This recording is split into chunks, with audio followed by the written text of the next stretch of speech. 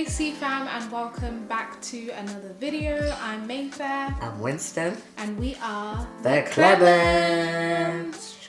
Cozy Clements tonight. The Cozy Clements. Guys, you already know when we're having a chat, have to have the tea. You already know this. I'm drinking a normal English breakfast today. What have I got? Ginger. You've got ginger and lemon. Well, it's ginger with lemon inside. Cool. So, today's video is going to be a really interesting one. As you guys know, we're kind of preparing to be parents. We're in the very final stages before it's about to happen. So we thought what would be cool is basically to just talk through different parenting dilemmas or scenarios that we may kind of come across. So that's what today's video is going to be all about. And also let us know in the comments as well, what would you do if you're a parent who's handled these situations? How have you handled it as well? And disclaimer, we're not experts. We're not claiming to be experts. No means. And some of these things we probably won't face for 10, 15 years or may never face. So I think the nature of life is you grow and you learn. So this is just us answering them, and I think it's always different when you're actually in a scenario. You make different decisions to what you thought you might. So please just take this light-heartedly.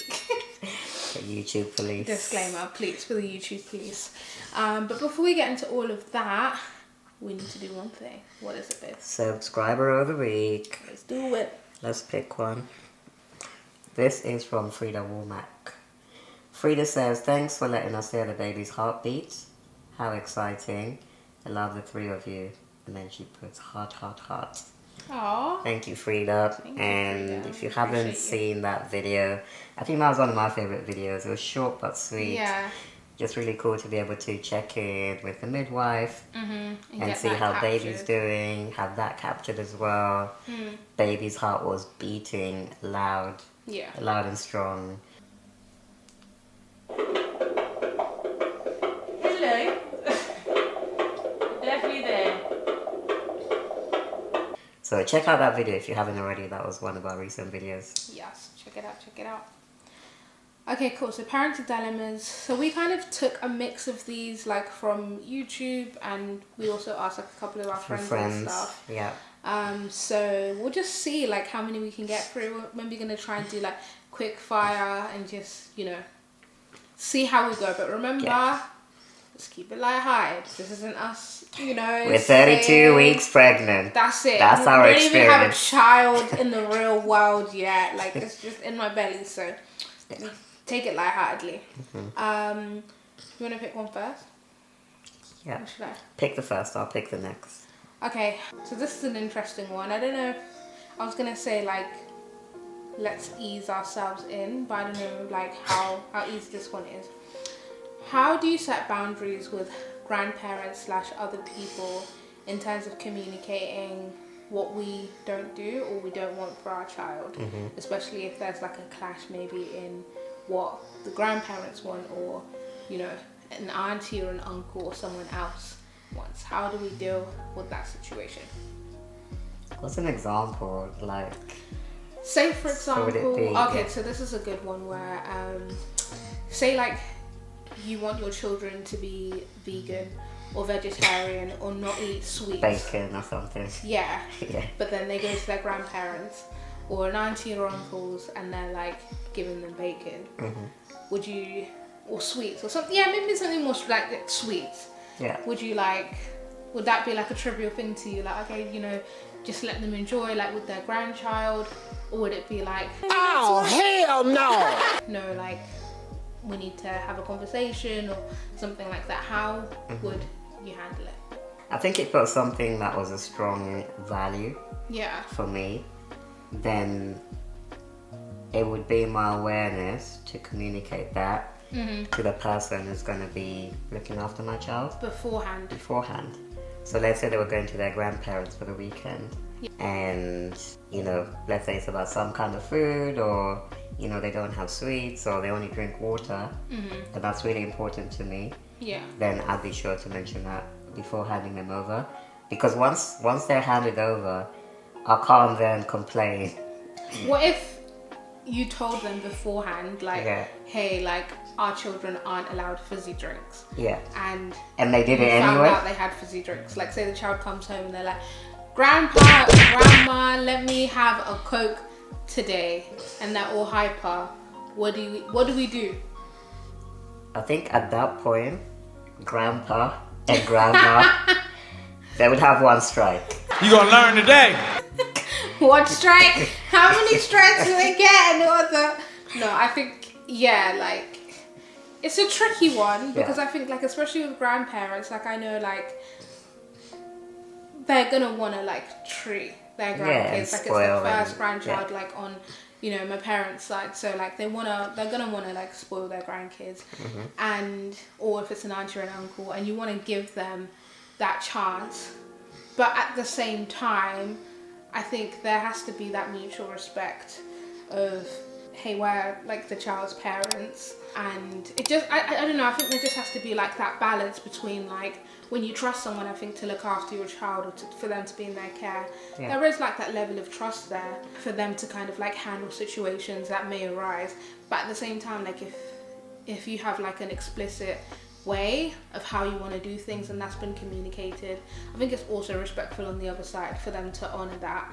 So I think I definitely have a conversation about it, and just help them maybe to understand where it is that we're coming from, because I think when you see someone's heart behind something, it's hard to just disregard it compared to if they just see it as like they're just being fun suckers or something like that. Yeah, I agree. And I think if you value someone, you also value what they value, even if they're not your values. Yes. So for example, you know, like we have family members that are pescatarian or vegetarian, and that always stays in our heads. When they come over, we know there's a vegetarian option, there's a fish option, because this person is coming over. Very right? true. And I think, you know, it should be the same with kids. If anything, even more so. Yeah, agreed. That's like a perfect example. It's just having that mutual respect. Yeah. So we don't have to agree, we don't have to have the same way of life, but let's value each other. Yeah. I like it. Cool. I'll go with maybe a classic example. So I'm going to go for, you're out and about in public and your child starts kicking off. So they start, you know, being disruptive, causing a scene, maybe they're demanding you to buy them something. How do you deal with that? What age? True. So I'm going to go for age 5. Okay, age 5. Yeah.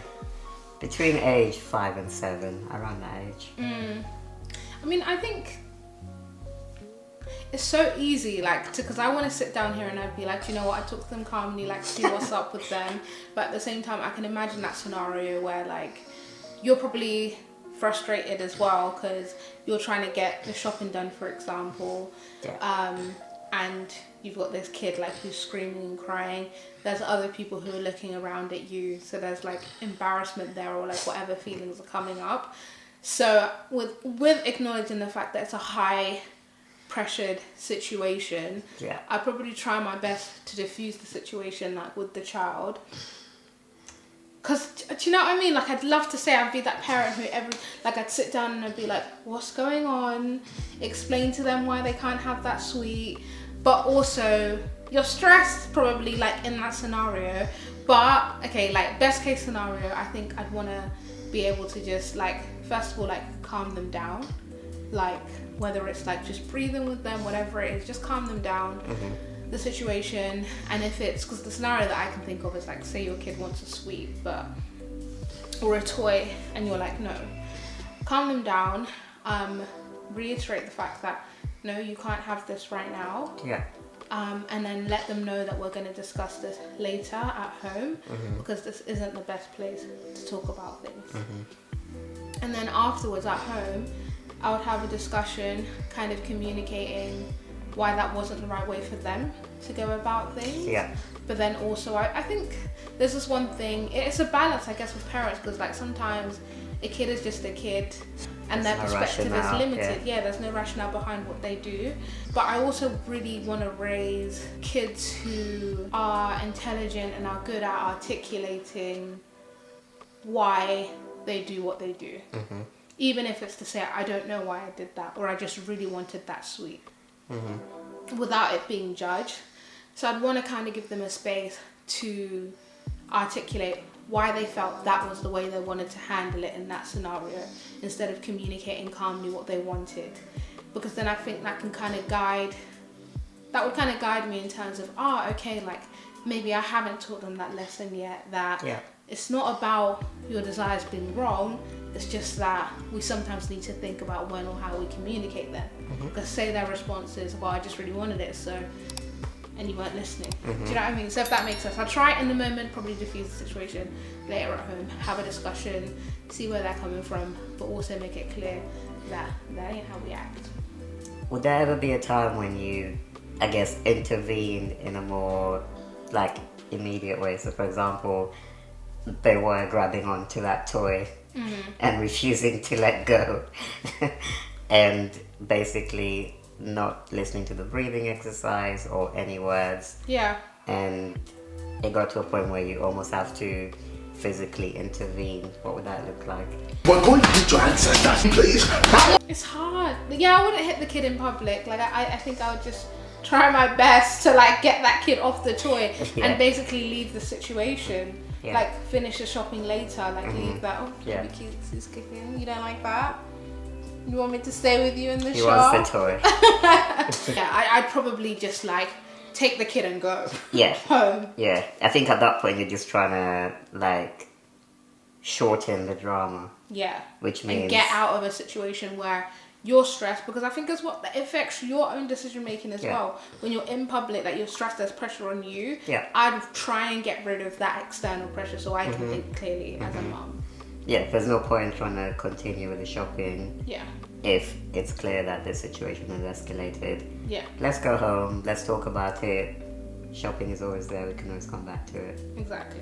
Cool, yeah, makes sense to me. Okay, next one. Let's go for a more juicy one. Okay, when's the right time to have the talk about dating and the birds and the bees, and how would you handle it? Boy or girl? Either.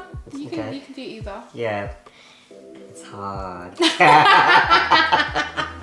It's hard. So I think for me there's two things there. There's dating and then there's birds and the bees. Connected, but maybe a little bit different. So I think for me, birds and the bees, and I can kind of picture this because I've got a nephew who's approaching that age. Yeah. The age of puberty. And I feel like, you know, between the ages of maybe sort of 10 to 12 would be a good time, in my view, to start having that conversation. So here regardless of the gender. Regardless of the gender. So here in the UK, and I guess it's the same most places, we go to secondary school at 11, 12. Yeah. So I think for me that's like a natural time to introduce that topic, because I feel like that's when you get into those situations where you're meeting new people, maybe you notice that people are attracted to each other, etc., etc.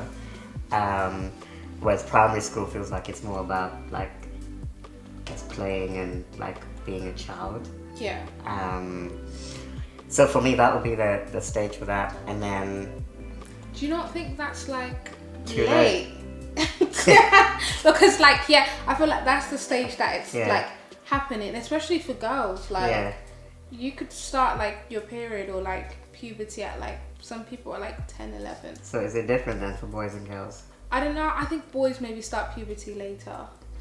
Yeah. But I remember like, for me, like in school, like I knew like some girls who start their period like before secondary school. That's true.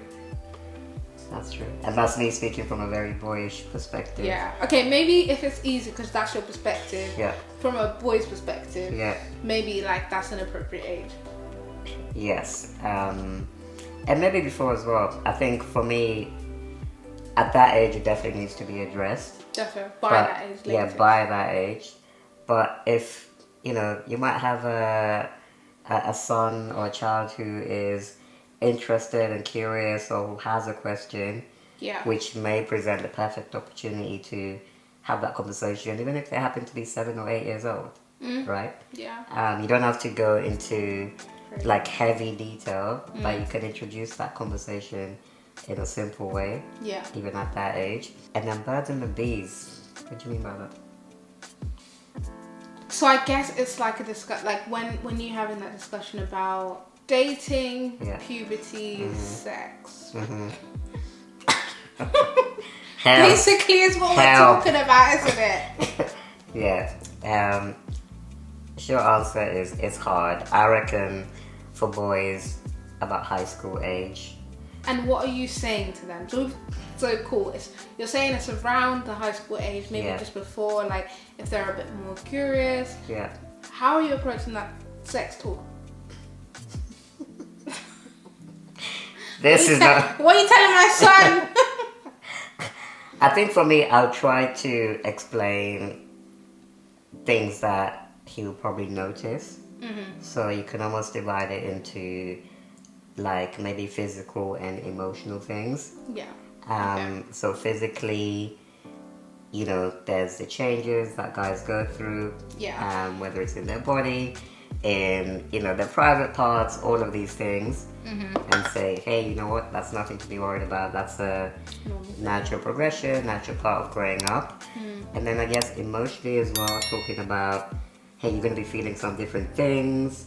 And again, that's okay. I'm always here to talk about anything that comes up for you. And I think with the emotional side of things, I think the key for me, what I would have loved, is to know that I had an open door for someone to talk to, because it is a little bit confusing. There's a lot to process. And more time you're getting information from your friends who are at the same stage. Yeah. And it's bad advice usually. It's bad advice because you're all 12 years old. You're doing it together, And maybe you'll have like a one sex ed class. Yeah. But that doesn't really leave room for all of those feelings and emotions to be processed. So I think for me the key thing is to just talk through what to expect physically, but on the emotional side say, here's a few things that may happen, but it's going to be a confusing time. Hey, I was confused. Still a little bit confused. So let's keep that open communication. I'm still confused about how that all works. So just to make it feel like a conversation they can have safely with me anytime. But what about for a girl? Anything you do differently? I mean, I think for a girl, probably the big other thing would just be the conversation around periods. Because I remember this stage in life where everyone's starting at different times, and there's the whole comparison of who started theirs, who hasn't. So I just have the discussion early, make sure they're prepared for that. But then also just encourage them not to feel any pressure, and just realize that everyone's body's different. And the other thing I'd probably do as well is just make sure they grow to embrace their cycle. I feel like that's something that I didn't really learn. Like you kind of, in school and stuff, like you learn the science behind it, but not the beauty behind it. Like learning like the ebbs and flows of like the feminine cycle. I'd really want them to kind of grow up with that appreciation. And then also, I think those are the main things. And also making them know that it's a safe space. Whatever they want to talk about, puberty related, sex related, all of that. Yeah, and I think that's also good for me to know as well. Definitely. Because, I think we've had this conversation before. Yeah. You might be away, out of town and it happens for some reason. Yeah. And we have a daughter and she needs me to help her because her period just started. Yeah. So I think it's important for her to feel safe coming to either of us. Definitely. With that. And it not being a taboo. Yeah. Okay, awesome. So you picked a nice one for me. I'll pick a nice one for you. So this is a good one from Naomi, I believe. And she asked, how and when will you talk to your kids about race, especially if raised in the USA? So, I guess from the perspective of being black in, I guess, a Western society like the US, how do you introduce that conversation about what that might mean? Yeah, I think it's a really good question. It's almost kind of sad that it has to be like a thing that you have to consider. Like, I watched this video, it's kind of called the other talk that you need to have with your kids, like if you're raising a black child. So it's sad that it has to happen, but it's definitely a conversation that needs to happen. So maybe I'll talk about the how first. I mean, from early, like, I'd want them to grow up with an appreciation for their heritage, for their skin color, for their culture, and an appreciation of what it means to be black. Yeah. And then I'd always lead with that. Like, it's a privilege to be, you know, black, and to come from such a rich heritage, whether that's by introducing poetry or different things that they're into. Like, if they're into science, like, I talk to them about the great inventions that black scientists have done, like all of those things, with the awareness that society is not going to do that job for me.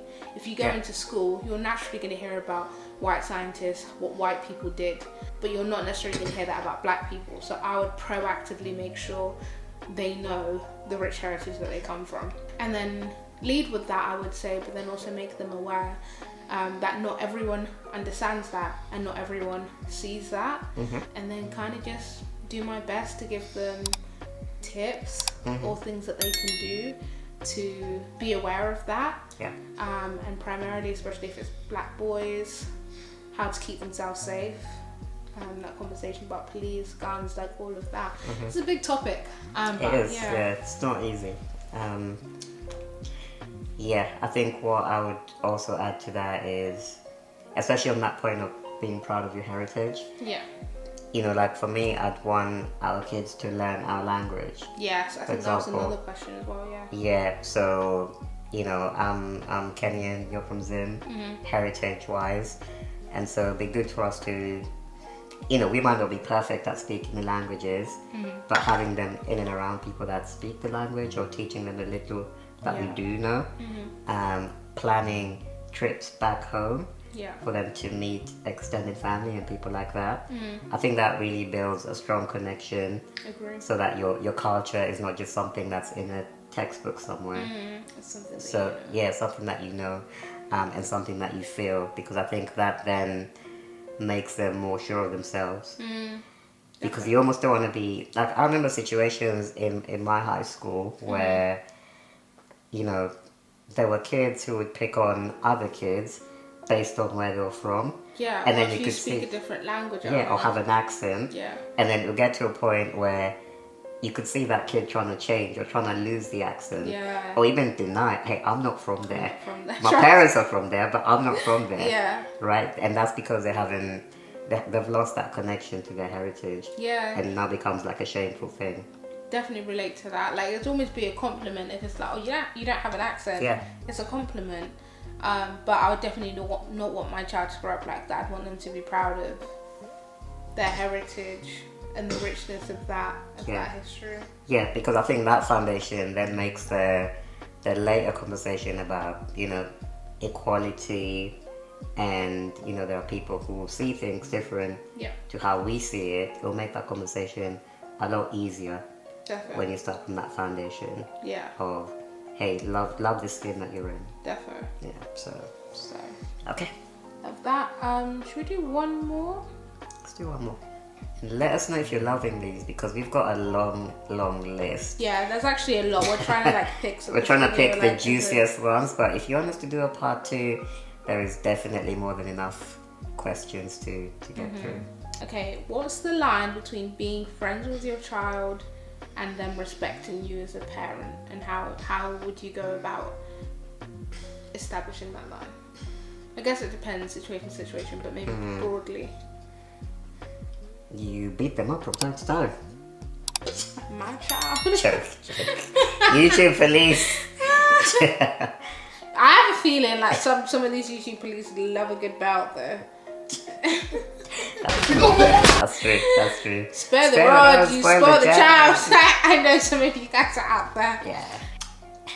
It's a tricky one, because I think you can get too pally with your child, which then I think discredits some of your authority.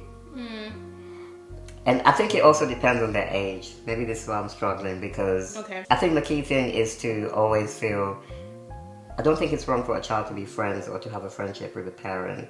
And I think sometimes we even confuse communication with friendship. Right. Because just because I communicate with my child and I say, you know, this is how I'm feeling, talk to me about how you're feeling, let's understand each other. Right. That doesn't mean I'm being soft. That just means we're communicating well. Yeah, and you're leading by example. And we're leading by example. I'm saying, hey, I sometimes get frustrated. I sometimes, you know, need to think things through. And that's what you're trying to pass on as well. Yeah.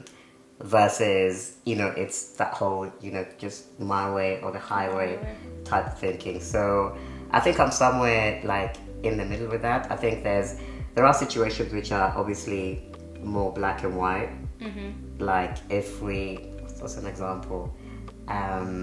If we set a curfew, for example, later on when they're a bit older, be home at 8 or 10, whatever it is, and they're rolling up at midnight, then I think that's hey, you know what? We talked about this is what happened, and so this is what's gonna happen next, kind of thing. So yeah, I think for me it's malleable. It's not one or the other. Yeah, it's not binary. Yeah, definitely agree with that. And I think you raise a really good point in that. I think, especially kind of like from African households, there can kind of be that notion of, no, like I'm not your mate. Kind of on the same level. I want to age mates, like I'm not your mate. Yeah, and that can kind of create a distance. I don't think has to be there. Like I think, like you kind of said, like that scenario where if you're communicating, or like obviously, like I want my child to be able to tell me if they're feeling sad or if they're feeling frustrated, but if they've never seen that modeled, because there's that scenario of like, oh, my child has to see me as the parent who's always getting it right. I can't show you if I'm sad. I can't show you if I'm frustrated. I can't come back and say, hey, you know that time in the supermarket where I shouted at you, I was wrong, because you're supposed to see me as the parent, you know, not as someone who makes mistakes. And that would be a line that I'd be really careful not to have. Like I think it's really healthy when parents kind of children kind of grow up with parents that they have an example of them kind of going back and saying, hey, I didn't get that right and I'm really sorry. Or hey, actually today I'm feeling a bit down. And you can, because I think kids pick up on stuff. I think they know anyway, and it creates conflict within themselves. Like because they can pick up like on what's going on, like if mummy's sad, if daddy's sad.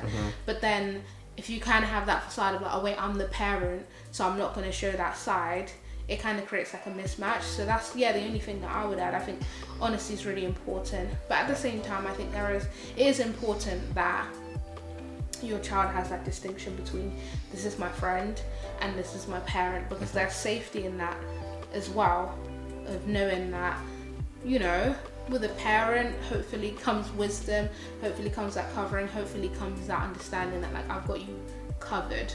And I think it can be hard to do that if you're maybe too pally and they see you on the same level as their age mates. Yeah, exactly.